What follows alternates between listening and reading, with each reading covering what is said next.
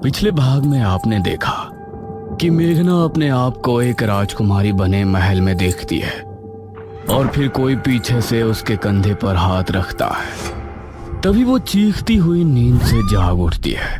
अब आगे। अरे क्या हुआ मेघना? मेघना की सांसें तेज तेज चल रही थी।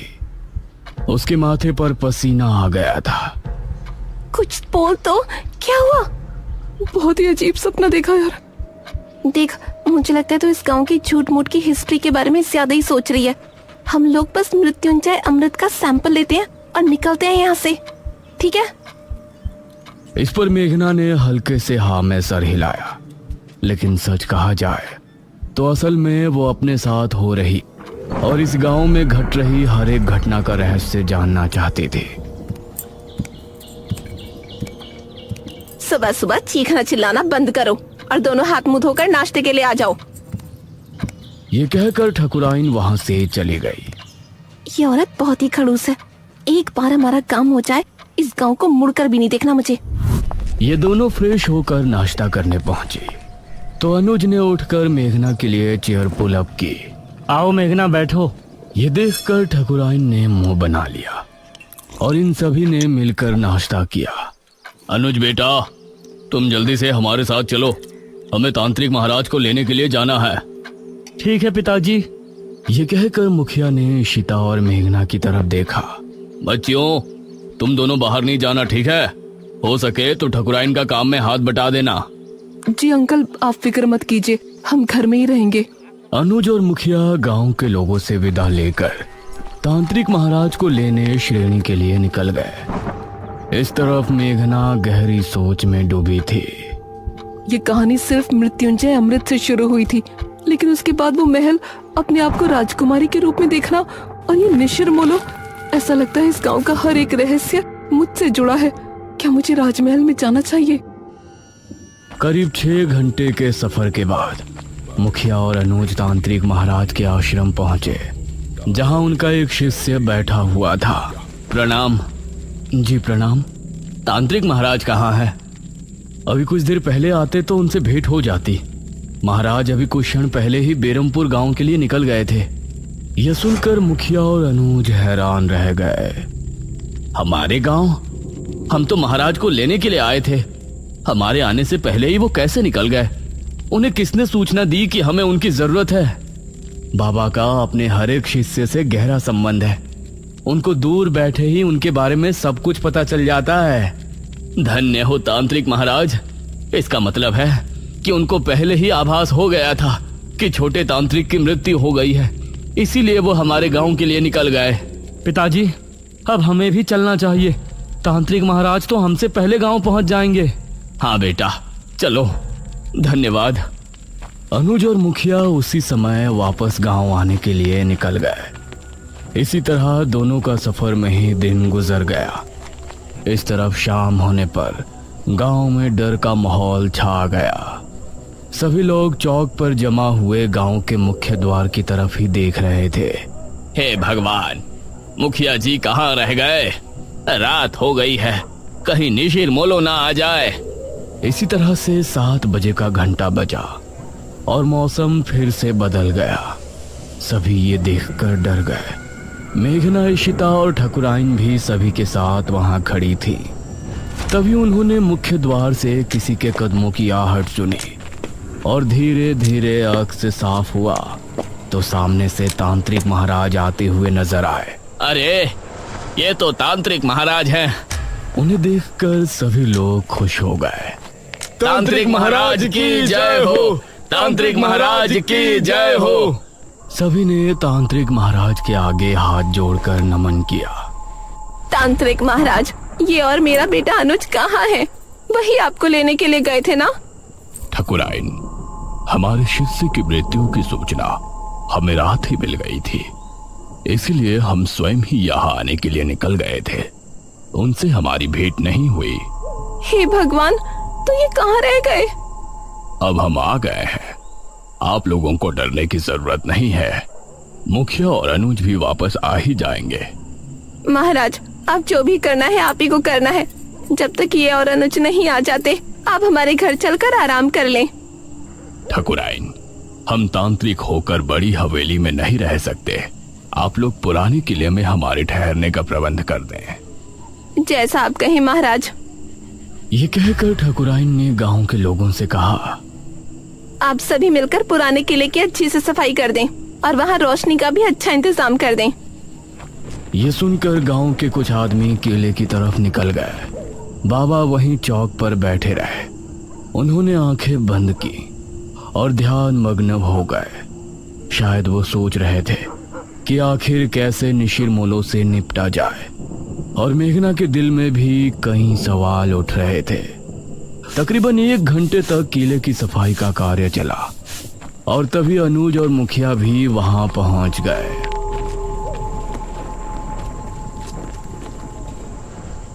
शुक्र है आप आ गए जी। प्रणाम तांत्रिक महाराज। मुखिया की आवाज सुनकर तांत्रिक महाराज ने आंखें खोली। तभी गांव के आदमी भी वहां पहुंच गए। किले की सफाई हो चुकी है ठकुराइन, अब तांत्रिक महाराज वहां ठहर सकते हैं। आप सभी हमारे साथ किले में चलिए। निशिरमोलो इतने सालों बाद कैसे वापस जाग उठे, ये जानने से पहले हम सभी को निशिरमोलो की पूर्ण कहानी को दोहराने की जरूरत पड़ेगी। अब सभी लोग मिलकर किले में पहुंचे।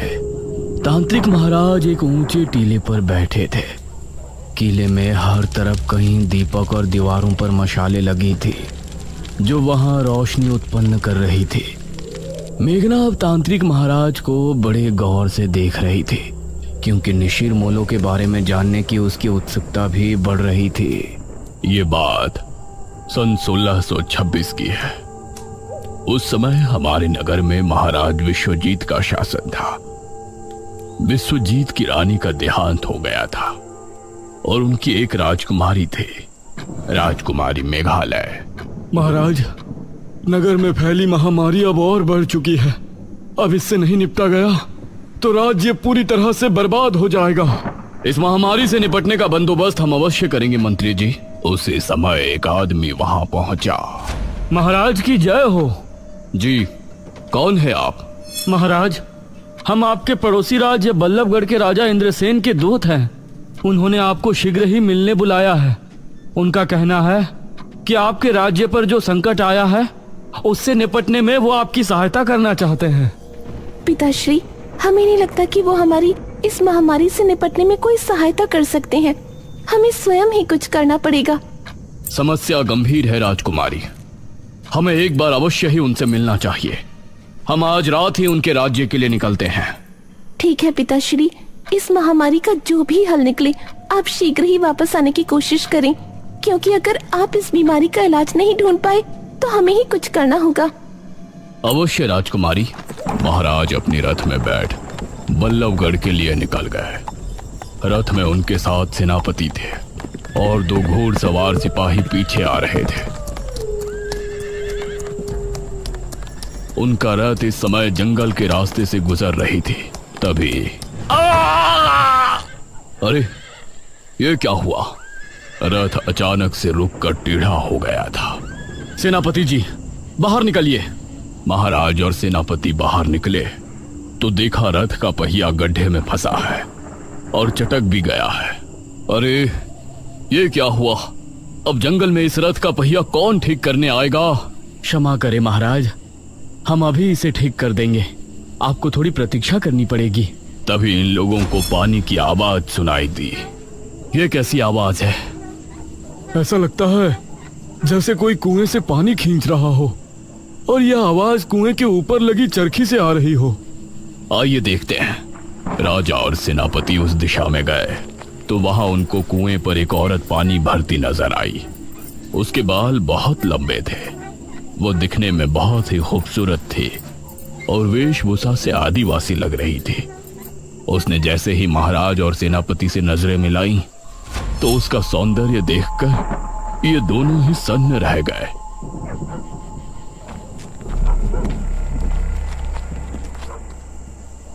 अरे, आप तो हमारे महाराज लग रहे हैं। प्रणाम महाराज। प्रणाम। क्या नाम है आपका? मेरा नाम दमयंती है महाराज। यहाँ पास ही मेरी कुटिया है। आप इस समय जंगल में? असल में हम पड़ोसी राज्य के लिए निकले थे। हमारा रथ खराब हो गया है, तो इसीलिए हम जंगल में भटक रहे हैं। महाराज, तो आप हमारी कुटिया में चलिए। यहाँ भटकना ठीक नहीं है। जब तक रथ ठीक नहीं हो जाता आप वहाँ रुक सकते हैं। ये दोनों दमयंती के साथ उसकी कुटिया में चले गए और फिर दमयंती ने दोनों को पीने के लिए पानी दिया। कितनी सुंदर है ये। अगर ये हमारी पत्नी बन जाए तो जीवन धन्य हो जाए। कितनी सुंदर स्त्री है। अगर ये हमारी पहली महारानी बन जाती तो कितना अच्छा होता। लेकिन हम एक महाराज होकर इसके सामने अपना प्रस्ताव रखें और इसने ठुकरा दिया तो इससे हमारा बहुत अपमान होगा। दमयंती दोनों को देखकर मुस्कुराने लगी। क्या हुआ दमयंती जी, आप इस तरह से क्यों मुस्कुरा रही हैं? दमयंती ने दोनों की तरफ देखा और बोली, अगर हम कहें कि हम आप दोनों के मन की बात सुन सकते हैं तो आपको कैसा लगेगा? ये आप क्या कह रही हैं? भला कोई किसी के मन की बात कैसे सुन सकता है? मैं सुन सकती हूँ महाराज। अभी सेनापति जी ने हमें अपनी धर्मपत्नी और आपने हमें अपनी महारानी बनाने के बारे में सोचा है। ये सुनकर सेनापति और महाराज दोनों ही हैरान रह गए। आप लोग घबराएं नहीं, मैं भी आप दोनों में से किसी एक की होना चाहती हूँ। ये सुनकर महाराज और सेनापति दोनों के चेहरे पर मुस्कान छलक आई। तो ठीक है दमयंती, अपना निर्णय सुनाए। इससे पहले ही सेनापति बोला, महाराज, अगर आप दमयंती को चाहते हैं तो हम आपके विरुद्ध नहीं जा सकते। ये सुनकर महाराज को बहुत अच्छा लगा और दमयंती भी मुस्कुराई। किंतु हम एक महारानी का जीवन नहीं जीना चाहते। हम आपकी धर्मपत्नी बनकर सिर्फ अपना पत्नी धर्म निभाना चाहते हैं। अगर आपको हमारा प्रस्ताव स्वीकार है तो आपको अभी इसी क्षण हमसे विवाह करना होगा। महाराज ने उसी समय अग्नि के साथ फेरे लेकर दमयंती से विवाह कर लिया। सुबह होने तक रथ भी ठीक हो गया था। महाराज ने दमयंती को भी अपने साथ लिया और फिर उस राज्य पहुंचे। राजा इंद्रसेन को हमारा नमन है। आइए महाराज, बैठिए। महाराज और इंद्रसेन में बातें हो रही थी, लेकिन इंद्रसेन भी दमयंती पर मोहित हो गया था। आज रात इस विश्वजीत को रास्ते से हटाकर हम दमयंती को अपना लेंगे और फिर कल ही इसके राज्य पर हमला बोलकर उसे भी अपने अधीन कर लेंगे। दमयंती उसको बड़ी गौर से देख रही थी और उसके चेहरे पर गुस्सा दिखने लगा था। क्या हुआ दमयंती? महाराज, राजा इंद्रसेन आपकी कोई मदद नहीं करना चाहते। रात होने पर आपको रास्ते से हटाने की योजना बना रहे हैं और हमें हमेशा के लिए अपना बना लेंगे और आपके राज्य को भी हड़प लेंगे। यह सुनकर इंद्रसेन भी हैरान रह गया। महाराज को बहुत गुस्सा आया। उन्होंने उसी समय अपनी तलवार निकाली। इंद्रसेन को परास्त करने के बाद महाराज तुरंत अपने राज्य की ओर लौट गए।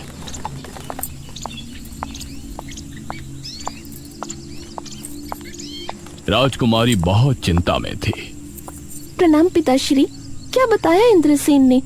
क्या उस महामारी का कोई हल निकला? इंद्रसेन ने हमें बहाने से वहां बुलाया था।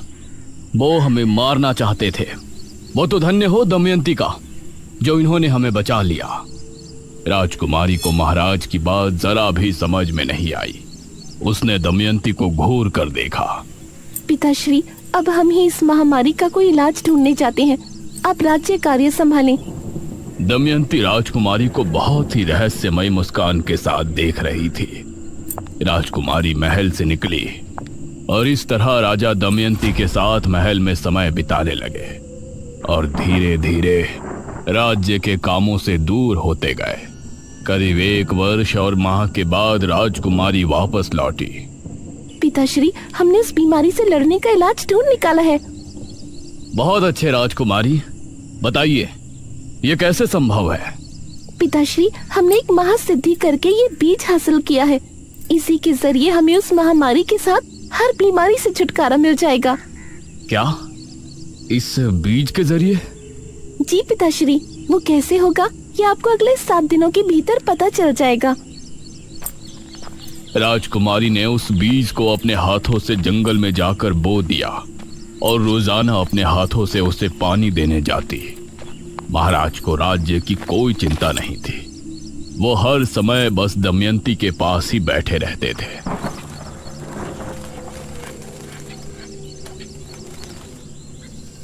सात दिनों के बाद राजकुमारी महाराज, मंत्री और सेनापति को लेकर जंगल पहुंची। उन्होंने पाया कि पेड़ बहुत ही हरा भरा हो गया है और उससे हरे रंग का पदार्थ टपक रहा है। ये क्या चमत्कार है राजकुमारी? पिताश्री, ये मृत्युंजय अमृत है। इसकी 3 बूंद पीने से बड़े से बड़ा रोग दूर हो जाता है। हम इसके जरिए राज्य में फैली महामारी का खात्मा कर सकते हैं। वाह राजकुमारी, बहुत अच्छे। उसके बाद राजकुमारी ने अपने राज्य के सभी बीमार लोगों को वो मृत्युंजय अमृत देना शुरू किया और अगले 2 माह में वो महामारी राज्य से पूरी तरह से खत्म हो गई। राजकुमारी इससे खुश भी थी, लेकिन महाराज के दमयंती के करीब जाने और हर दम चिपके रहने से चिंता में भी थी। तभी एक दिन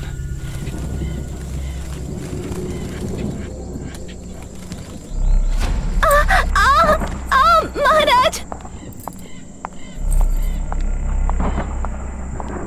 दमयंती, क्या हुआ आपको? क्या हुआ दमयंती आपको? कुछ तो बताइए। देखते ही देखते उसके चेहरे की रंगत बदल गई और वो एक बूढ़ी नजर आने लगी। ये देखकर महाराज के पैरों तले जमीन निकल गई। दमयंती, ये क्या हो गया आपको? महाराज, असल में मैं कोई आम स्त्री नहीं हूँ, मैं एक डायनी हूँ। क्या? एक डायनी? हाँ महाराज, एक डायन जवान मर्दों को मारकर अपनी उम्र बढ़ाती है, लेकिन मैंने वो करना उचित नहीं समझा। इसलिए आज जब मेरी आयु 100 वर्ष हो गई है तो मैं बूढ़ी हो गई हूँ। अब अगली एकादशी की रात मेरी मृत्यु हो जाएगी। नहीं दमयंती, हम आपको ऐसे मरने नहीं दे सकते। हमें आपके डायनी होने से कोई ऐतराज नहीं। आपको बचाने का कोई तो तरीका होगा। एक तरीका है महाराज, लेकिन बहुत ही मुश्किल कार्य है। हमें बताइए, हम आपको बचाने के लिए कुछ भी करेंगे। अगली एकादशी की रात तक 11 मुर्दों के खून से अगर हम स्नान कर लेते हैं तो हमारी जान बच जाएगी और हमारा सौंदर्य भी वापस लौट आएगा। महाराज ने अब दमयंती को बचाने का प्रयास शुरू किया। राज्य में जब भी किसी की मौत होती तो उनके घरों से उनकी लाश को उठवा लिया जाता था और इसी तरह 10 लाशों के खून से दमयंती को नहला दिया गया था। इससे परेशान होकर मंत्री ने राजकुमारी को सब बताया। राजकुमारी, राज्य में हाहाकार मचा हुआ है।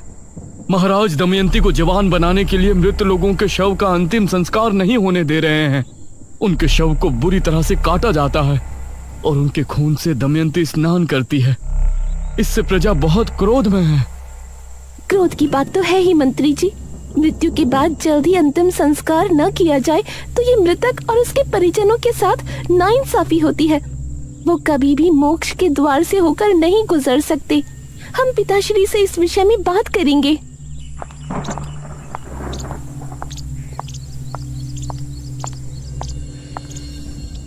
राजकुमारी ने महाराज से बात की, लेकिन उनके सर पर दमयंती को बचाने का भूत सवार था। जो लोग पहले ही मर चुके हैं उनके शव को किसी के जीवन के लिए इस्तेमाल करना गलत नहीं है राजकुमारी।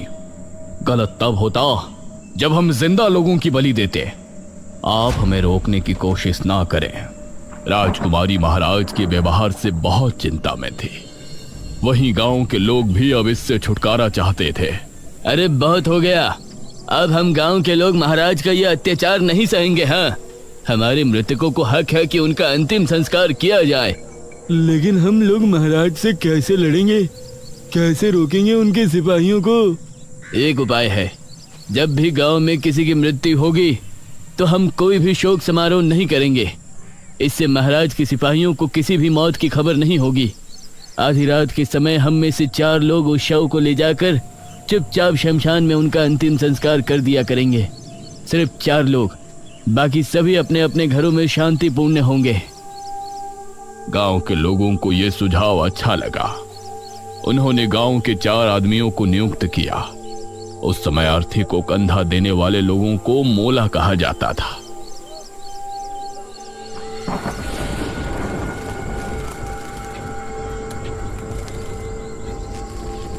ये 4 लोग रात के समय निकला करते थे, इसीलिए इनका नाम निशिर मोलो रखा गया।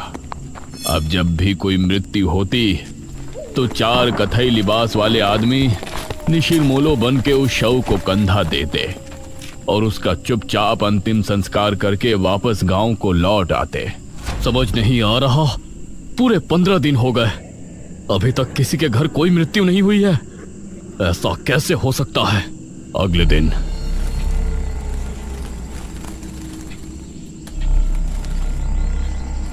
महाराज के गुप्तचरों के द्वारा महाराज को यह बात आखिर पता चल ही गई और उनका क्रोध 7वें आसमान पर आ गया।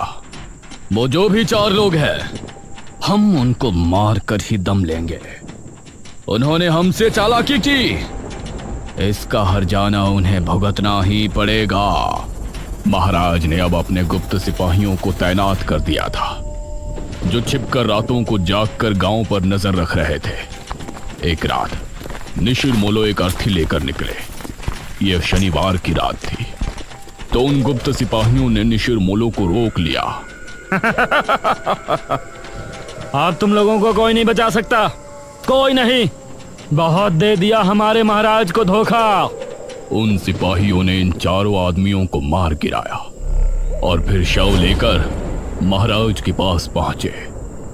उस शव को दमयंती के कक्ष में पहुंचा दिया गया और सुबह होने पर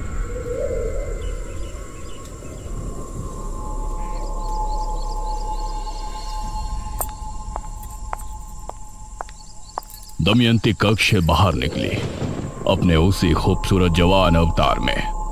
उसे देखकर महाराज ने उसे भरी सभा में गले लगा लिया। दमयंती की आंखों में एक रहस्यमयी चमक थी, जैसे कि वो कुछ छिपा रही है। लेकिन अब निशिर मोलो की आत्मा गांव में भटकने लगी थी। वो 4 आत्माएं अपने कंधे पर ताबूत उठाए हर शनिवार की रात गांव में भटकती थी।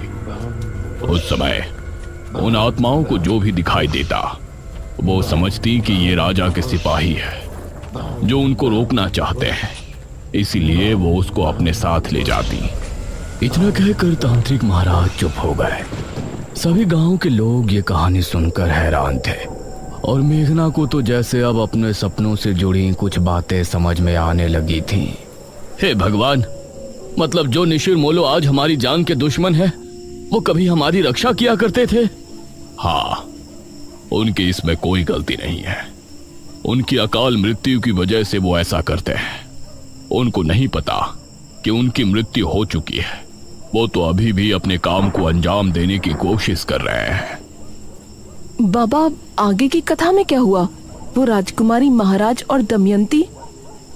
आगे क्या हुआ और निशिर मोलो को कैसे रोका गया और अब वो अचानक क्यों 400 साल बाद वापस आ गए हैं, ये कहानी जानने के लिए हमें बेरमपुर पुराण को पढ़ने की आवश्यकता है, जो कि 400 साल पहले की राजमहल के किसी गुप्त कक्ष में रखवाया गया था।